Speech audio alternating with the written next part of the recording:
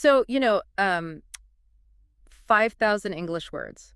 You can absolutely ace any advanced grammar test. Right. On paper. Exactly, on paper. But then the second a native speaker asks you a simple, unexpected question, your brain just entirely flatlines. Oh, it is the worst feeling. It really is. You are standing there, you know the vocabulary's locked somewhere inside your head, but the execution just completely falls flat. A total freeze response. Right. So why does reading a language make you feel like this expert, while speaking it makes you feel like an absolute beginner? It is a huge paradox. It really is.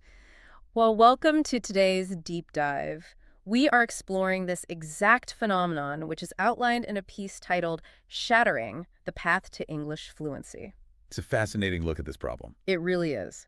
And our mission today is to dissect a very specific, highly effective technique designed to bridge that intensely frustrating gap between passive understanding and active confident speech. Because that gap is where most people give up. Exactly. Okay, let's unpack this because to me, learning grammar and vocabulary without actively speaking, it's a lot like reading a highly detailed 400-page instruction manual on how to ride a bicycle. Right. But never actually touching the bike. Yes, like you never actually put your feet on the pedals. You can study the physics, you can memorize all the mechanics of balance and momentum, but you are still going to fall over the very first time you get on the seat. Oh, for sure. It is the exact same dynamic. Hmm. And I think it's crucial to recognize that freezing up in a real conversation, it isn't a failure of intelligence. Or a lack of dedication, right? Exactly. It isn't a lack of effort.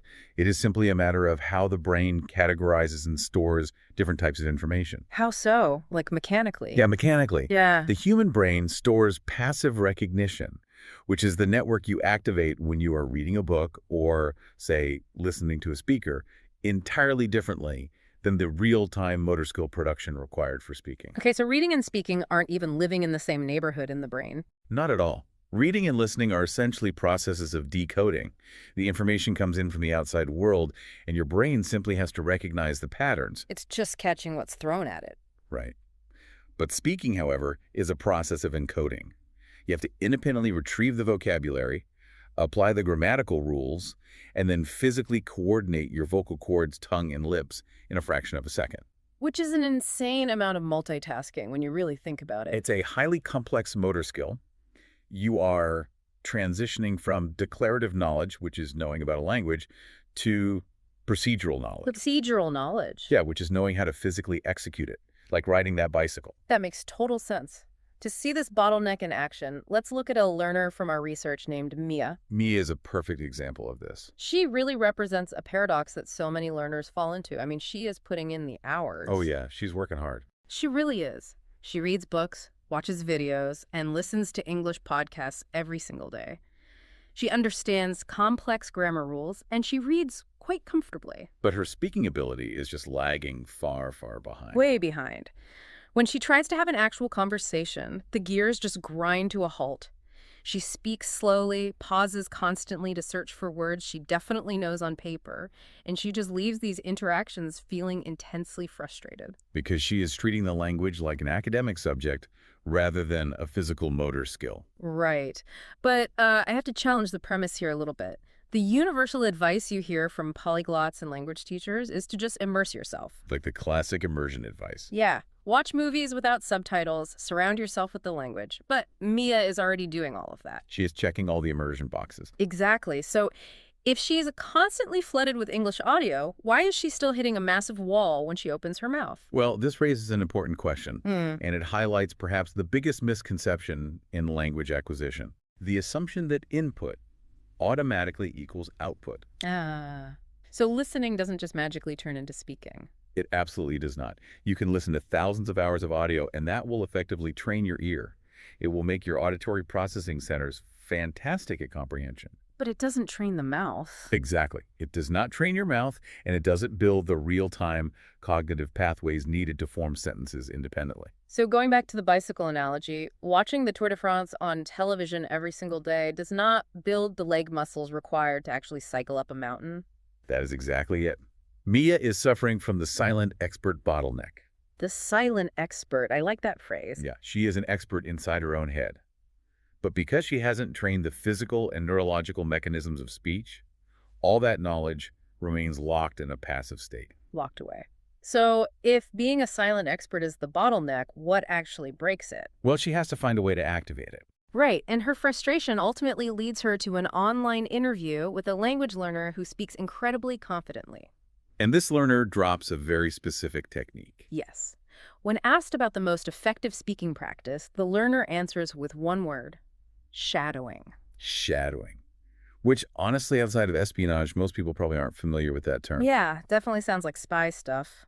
But in a learning context, our research defines shadowing very specifically. It is the act of listening to a native speaker and immediately repeating what you hear, like an echo. Almost simultaneously. Exactly. You don't wait for the sentence to finish. You don't pause the audio to translate it in your head. You just listen and speak simultaneously. It is a concept that is remarkably simple in its definition, but incredibly demanding in its execution. I can imagine. It sounds exhausting. Oh, it is. By refusing to hit pause, you are forcing your brain to process auditory input and generate vocal output at the exact same time. You're removing the safety net. Precisely.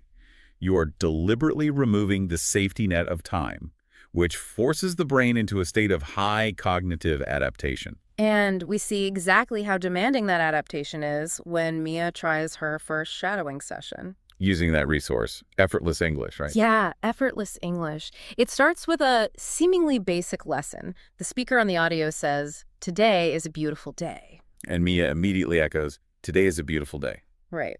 Then the speaker says, "I'm excited to learn something new." Mia repeats it. But the research notes that at first, this feels really bizarre. Because the speaker is talking much faster than she is used to producing speech. Exactly. She is missing words, her pronunciation is muddy, and after just 5 minutes, literally just 5 minutes, she is completely exhausted. Just wiped out.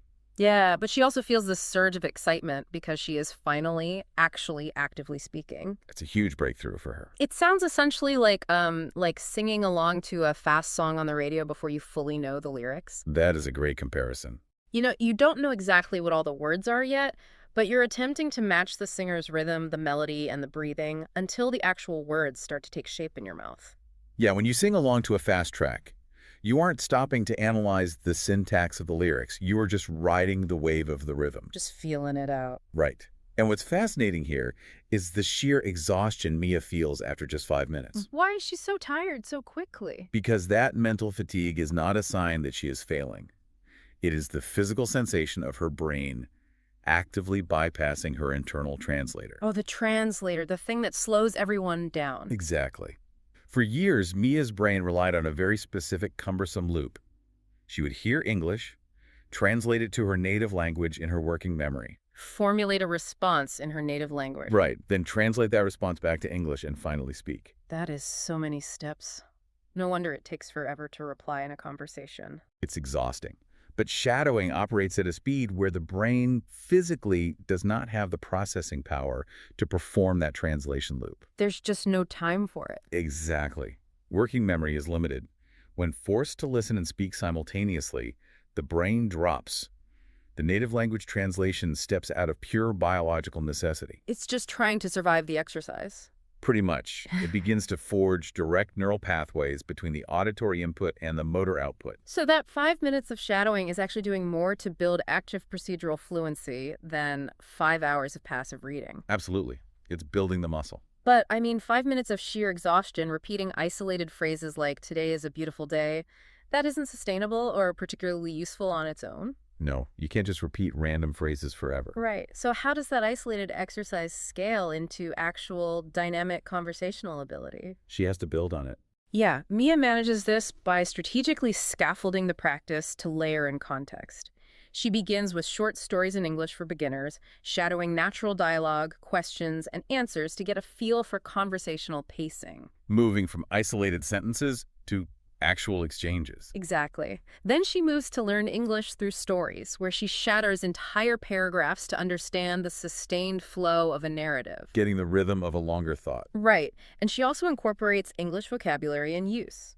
But rather than memorizing lists silently, she takes just 5 words a day, creates specific sentences like, I achieved my goal, or I solved a problem, and shadows those out loud. That's a great way to activate the vocabulary. It is. However, the real breakthrough, the moment the architecture of the language finally clicks for her, is when she discovers a resource called English Collocations in Use. Ah, collocations. This is crucial. Collocations are the precise point where language shifts from a mathematical set of rules to an organic, fluid system. Like how words naturally fit together. Exactly. They are simply words that native speakers naturally and habitually chunk together. Like we say, make a decision, not do a decision. Right. We say, take responsibility, pay attention, or keep a promise. You don't give attention, you pay it. It is just the natural architecture of the language. And native speakers don't even think about it. Exactly. So Mia starts shadowing these specific combinations repeatedly until they become automatic physical reflexes. It becomes muscle memory. Yeah. But here's where it gets really interesting. And I have to push back with some genuine skepticism here. Let's hear it. I am struggling with this concept a bit. If shadowing is literally just parroting an audiobook like a robot and repeating these prepackaged collocations, aren't you just teaching yourself to be a tape recorder? That's a fair question. Like, how does repeating someone else's script lead to forming your own unscripted, spontaneous thoughts in a real human conversation? It is a critical distinction to make, and the answer lies in how our working memory handles cognitive load during speech. Cognitive load. Okay. Yeah. You are not memorizing a script to recite later. You are internalizing the chunking theory of memory. Chunking. Right. Think about the mental bandwidth required to speak a foreign language. If you want to tell someone you decided something, and you have to search your memory for the verb make, Okay, got make. then search for the noun decision feth, Found it. and then calculate the grammar required to connect them, your brain is utilizing all of its active processing power just on the assembly of the sentence. So it's like buying a piece of complex IKEA furniture, but instead of getting the pre-assembled drawers and hinges, you are handed raw planks of wood, a saw, and told to build the components from scratch before you can even start putting the dresser together. Precisely. That is exactly what it feels like. The cognitive load is overwhelming. Yeah, you just give up. Right. But by shadowing chunks of words like make a decision as a single indivisible unit, Mia is turning 3 separate words into one single cognitive block. One pre-assembled drawer. Exactly. She no longer has to assemble the individual pieces. She just pulls the entire pre-built block off the shelf. That is so much faster. It is. By doing this with hundreds of collocations, she drastically lowers the cognitive load of speaking. Because she's not building from scratch anymore. Right, because she no longer has to dedicate active thought to how she is assembling the language. Her working memory is finally freed up to focus on what she actually wants to communicate. Oh, wow. So she isn't parroting. She has automated the building blocks so deeply that she can rearrange them effortlessly to construct original thoughts on the fly. Exactly. She is automating the mechanics so she can actually focus on the message. Okay, so what does this all mean when the theory is removed and she actually has to perform? Right, because theory is nice, but practice is what matters. Because understanding the cognitive science of chunking is great, but it has to be put to the ultimate real-world test. The crucible. Yeah. For Mia, she only arrives at that test through a relentless, low-pressure system of micro-habits. Micro-habits are key here. They really are. The research specifically highlights the difficult days. Mia was frequently tired. She had a busy schedule. She didn't always have the motivation to study. Which is incredibly relatable. Everyone has those days. Totally. But she maintained the practice because the friction to begin was incredibly low. Shadowing only takes a few minutes. Exactly. She executed this practice while making her morning coffee, while walking around her neighborhood, while cleaning her room. Just weaving it into her life. Yeah. There was zero pressure to be perfect. She just had to echo the sound. Think about your own daily routines. What mundane tasks do you perform every single day where you could spare just 5 minutes of active auditory focus? Everyone has 5 minutes. They really do. It is the exact mechanism of compounding interest. You make these tiny, seemingly insignificant daily deposits of effort, and for weeks it feels like nothing is changing. But underneath the surface. Underneath the surface, the pathways are solidifying. If we connect this to the bigger picture, it highlights a profound reality about skill acquisition that extends far beyond language learning. Oh, definitely. In a culture of constant information overload, where we are perpetually searching for the optimized hack or the intensive 30-day boot camp, we lose sight of the fact that consistency invariably beats intensity. Consistency beats intensity. I love that. Mia did not need a perfectly quiet, dedicated study room. She did not need a 2-hour block of uninterrupted time. And she certainly didn't need her pronunciation to be flawless from day one. She just needed to show up. She merely needed to start, and she needed to refuse to stop. The barrier to entry was so minimal, just hit play and speak, that she could sustain the habit even on the days her motivation was entirely depleted. And that deeply ingrained low-friction habit leads her straight into the test. Several months into this daily shadowing routine, Mia decides to join an online English conversation group. A huge step. Massive. And based on her historical pattern, this is the exact scenario that would trigger a severe freeze response. The internal translator would overload, and she would just shut down. Right. But this time, the internal landscape has shifted. The host of the group asks her a standard, entirely unscripted question. Can you tell us about your hobbies? Yeah. Mia takes a breath, and she simply begins to speak. To her own shock, the words flow easily. That must have been an incredible feeling for her. I can only imagine. The text notes that her speech isn't grammatically flawless, but it is remarkably natural. Natural is the goal. She discusses reading, travel, language learning, and her favorite podcasts. She isn't pausing every 3 seconds to search for a verb. She isn't enduring that grueling internal translation loop. She's just communicating. Exactly. The ultimate validation arrives when another participant in the group smiles and tells her, "Your English sounds very natural." Which is the highest praise any language learner can receive. It really is. They didn't compliment her expansive vocabulary or her strict adherence to grammar rules. They noted that she sounded natural. Yeah. As Mia reflects on the entirety of her process, the core takeaway is undeniable. True fluency did not materialize from memorizing another textbook or analyzing more complex grammar structures. It emerged from the physical, mechanical act of speaking. Right. Shadowing trained her ears to intuitively grasp the subtle rhythms and cadences of the language. It trained the physical muscles of her vocal tract to execute the pronunciation. And most crucially, it systematically dismantled the psychological fear of speaking. Yes, replacing it with a quiet, hard-earned confidence born of repetition. It fundamentally rewired her relationship with the language. Moving from the intense frustration of trapped knowledge to the absolute freedom of active fluid communication. It's quite a journey. The mechanism driving this transformation is profoundly simple. Listen, repeat immediately without pausing, and prioritize showing up every single day over being perfect in any single session. That's the formula. So, if you have been struggling to make the leap from passively understanding the language to actively speaking it, the application here is immediate. Pick an audiobook, find a short conversational lesson on YouTube, or, frankly, you could use the very deep dive you're listening to right now. Just jump in. Take 5 minutes today, just 5 minutes, and try shadowing a few sentences. Listen. Speak simultaneously. Do not pause to translate. It compels you to step out of the theoretical space in your mind and engage with the physical reality of the language. It is the exact process of finally putting down the instruction manual, getting on the bicycle, and forcing yourself to pedal. Finally feeling the momentum. Exactly. But before we wrap up today's deep dive, I want to leave you with a thought that takes the underlying psychology of this technique one step further. Oh, I'm intrigued. We have spent this entire time analyzing shadowing as a mechanism for acquiring a foreign language.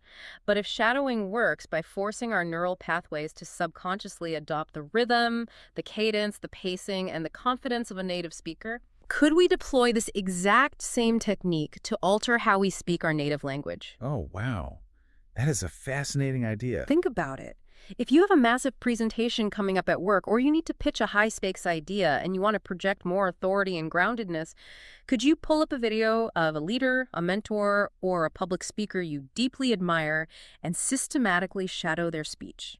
Not to plagiarize their words, but to neurologically try on their confidence. Exactly. To physically train your vocal cords, to pause where they pause, to modulate your tone where they project. It's like vocal training for leadership. It is. Perhaps whether we are trying to master a new language or simply trying to uncover our own authentic voice in the one we already speak, we are all just one daily shadowing habit away from transforming not just how we speak, but the underlying confidence of the person we become when we finally open our mouths. That is a powerful thought to end on. Keep analyzing, keep repeating, and we will see you on the next deep dive.